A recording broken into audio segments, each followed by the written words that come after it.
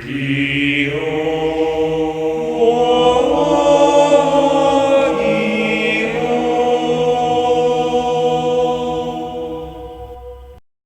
morning, YouTube. Today I will be profiling my next version of Ancient Warriors. They somehow keep on getting more and more support, but it's really cool for the lore and this going second self-contained deck, which we'll explain a little bit more as we go. So let's just hop right into it. Starting off, we play a lot of monsters that are above the level of 5, 8 in particular. So we start off with a lot of one-offs. Now, the reason why these are all one-offs is because they each are hard once per turns and are all searchable depending on your situation. For example, if you're more reliant on the battle phase and that kind of stuff, you'll search for one of these two. If you just want a free special summon, you go for him. But we'll elaborate a little bit more. I'm going to butcher all their names, but if you are a linguistics expert, then please correct me down below, because it's cool. It's such really neat stuff. We have one of Zhang Dai. Zhang Dai can be special summoned if you control 2 or more Ancient Warrior monsters, and can make 2 attacks on your opponent's monsters dependent on if they have monsters. More than you, that is. And he gains an attack boost, which is kind of nice as well. Xiao Dai is based off of if your opponent has, if you destroy your opponent's monster, then you can special summon him. He has some nice little protection and the ability to steal a monster if it destroys it by battle, which for his 3000 attack can happen quite often. Then we have the Zhang, which we only run one of. He's more so just reliant on the damage steps, so you don't actually have to successfully destroy the opponent's monster, so you can potentially bring him out and clear out and go from there. So we only run one of each of these for that reason. And I sort them not by attribute, but by levels, because it's gotten to the point now when you have such attributes as Dark that it's difficult to kind of sort them at that category, and I feel this makes more sense.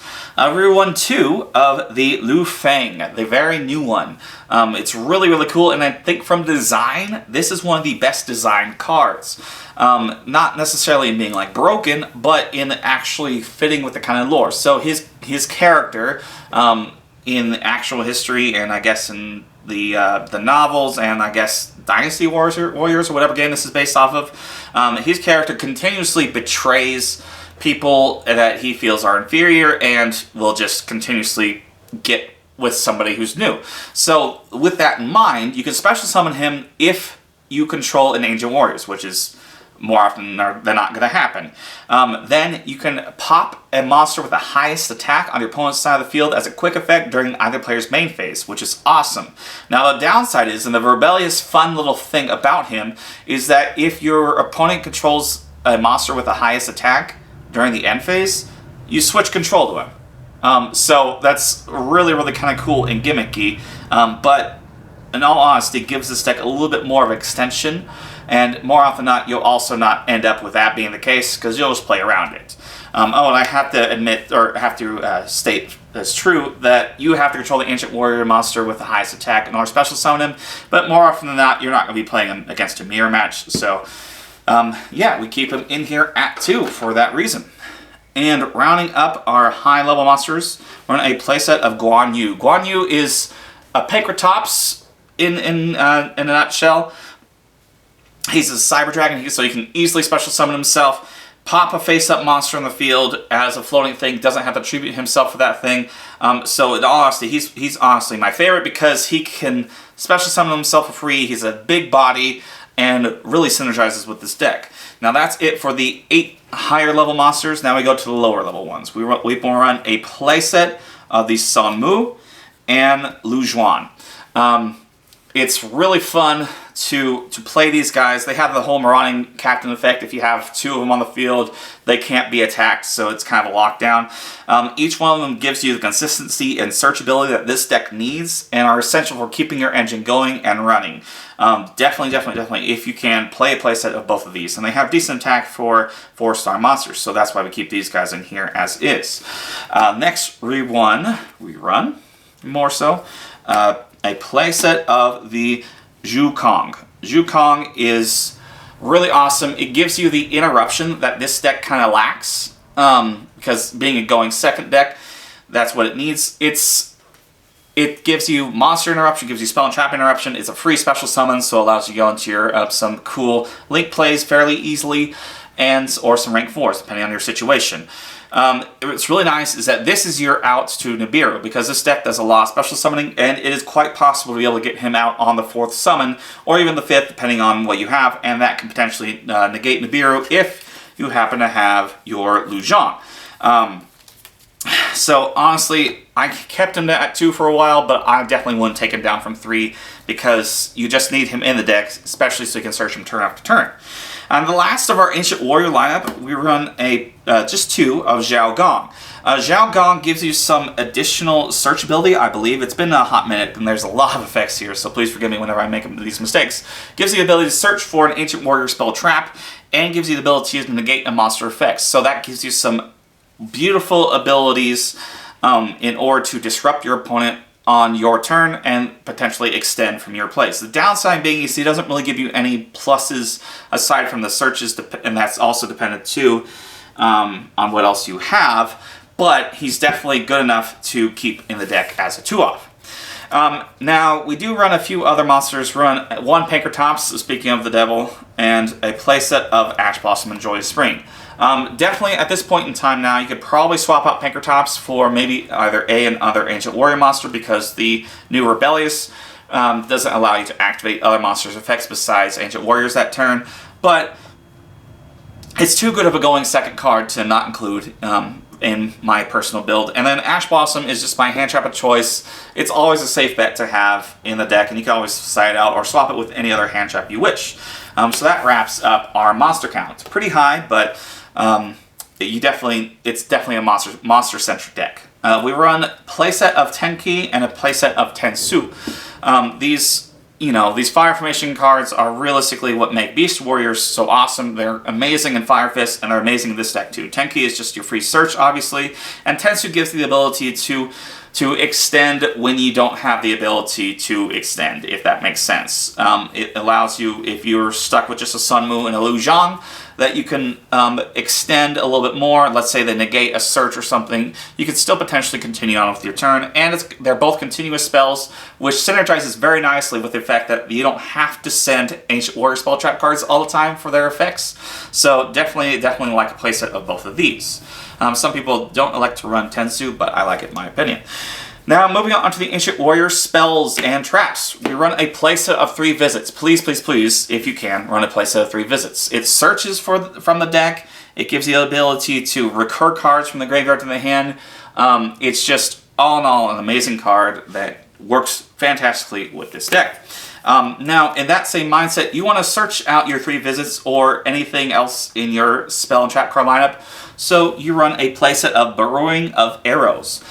Most of the time, I use it for the second effect, which allows you to search for an Ancient Warrior spell trap card whenever it's sent to the graveyard, I believe. But it also has additional first effect, which gives you the ability to cut your opponent's attack and gives it to one of your monsters, which actually comes in clutch for a deck that's going second and wanting to punch fast and quickly. So it kind of gives you a little bit of a long game, but helps your short game as well. So I definitely recommend this as a playset. Now, something I'm a little bit iffy on cutting down is the East by Southwest winds. This gives you some protection for activating your Ancient Warrior spell and trap cards that your opponent can't respond to, which is amazing, and it has the ability to send itself if you flip a coin and call it right, but all in all, just the ability to freely activate your effects without the fear of disruption is realistically what you need it sometimes. So you might consider bumping this up to 3. I like it at 2 because A, it's searchable, B, there are just so many other things I like to throw in here. And then additionally too, it gives you the ability to pop a card whenever an Ancient Warrior monster destroys an opponent's monster by battle. So that's pretty awesome as well. But we cut it down to 2 to make room for these last 3 Ancient Warrior spell trap cards. We run just 1 of the Sun Lu Alliance. Sun Lu Alliance is essentially a negation, kind of like a True King of all Calamities on your turn. And if you control Ancient Warriors with 2 or more attributes, and has the ability to give you a little bit of an attack boost, but more often than not, you're going to use it as, again, extra ways to be able to pop up with your own effects. Defense of Cheng Bang is awesome because, it gives you kind of the ability to go freely and it gives you some protection, be it in the graveyard or be it on the field. And then the Chivalrous Path, I thought, let me reread it one more time. If an Ancient Warrior monster would be destroyed by battle, you can send this card to the graveyard instead. So this one you can send to the graveyard if you just want to like Waboku so that they can't actually declare an attack. But this one is if you don't have that. Then if your opponent special summons a monster, you get a free token. That's once per turn, of course, but it's still nice. And then the last effect is if it's in the graveyard, if an effect is activated that targets an Ancient Warrior monster, then you have the ability to just banish to prevent that from happening. So there's a lot of ways of just letting your own effects go off. And each one of these, again, kind of have their niche effect. If anything, I'd probably take out Sunlu Alliance for another one of these East by Southwest winds, or even take out Chivalrous Path to throw another Chang Bang, but it's still once per turn, and this is too new and too neat to not try out for a while. So that wraps up our main deck. I believe it's 40 cards, I could be wrong. Moving on to the extra deck. The most important card that you need is the double Dragon Lords. Honestly, you could potentially run 3 rather than just a double, but if you're trying to go into a third, then you're in a grind game state, and then this deck doesn't really do absolute amazing, but it can do okay. It gives, it's an attack boost for all Ancient Warrior monsters, it's a free search, I believe, and it has the ability to return opponent's monster or card from the field to their hand on either player's turn, which is pretty darn nice, and gives you that disruption that this deck does not have. So it is possible to end your turn with some disruptions if you have out your Zhukong and this guy on the field, or just some other stuff that allows you to plus that way. But definitely run this in here. It makes the deck function so amazingly. Next, run a Nightmare Cerberus. You'll see why here in just a moment, why I don't run Phoenix over him. Just some monster spot removal is kind of nice. Might consider bumping this out because you want your opponent to have cards and monsters, but there's just often so many times where you need to remove that one problematic card before you can continue. The reason why we don't run Unicorn is because we run Tornado Dragon and Dermadol. Tornado Dragon just gives you more pops than Phoenix does, and Dermadol gives you the ability to not only send your own spell trap cards to pop a spell trap card, but it gives you some extra little boosts as well. So I kind of like it here a little bit more than Nightmare Unicorn. Next, continuing on with our XCs, run a Baguska, Saitan Knight, we run Utopia, Utopia Prime, and Utopia Lightning. Anything rank 4 wise or link 2, whatever you feel the need to run can work in here. Abyss Dweller, Gaga Cowboy, like realistically any of those could work, but you can pump it with more XCs because you have the ability to plus to do that. We run 1 Tiger King because why not be able to search for your Fire Formation spell trap cards and have a monster that blanket just negates stuff on the field, so run him in there. And then we run 2 rank 7s because we run, I think, 5 level 7 monsters in this deck, so just steal your opponent monster or make it in an interesting going first board, or make your opponent put your opponent on a clock in terms of effects that they can activate. So that's why we run that as such.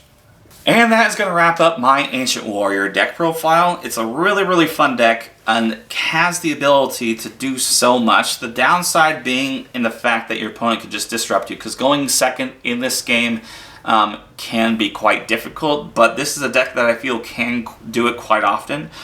As you can tell, you definitely need to run a lot of spell and trap cards and monsters that specifically rely on having Ancient Warrior monsters, which kind of limits you. But in the same sense, those monsters are very extensive in their effects, and they allow you to do the things that you need to do while still being self-contained. I feel this deck hasn't taken off because most often, more than not, these going second decks do have that problem, and there are some key crucial choke points that this deck suffers from that hopefully Lu Feng will help alleviate as we progress on down the road.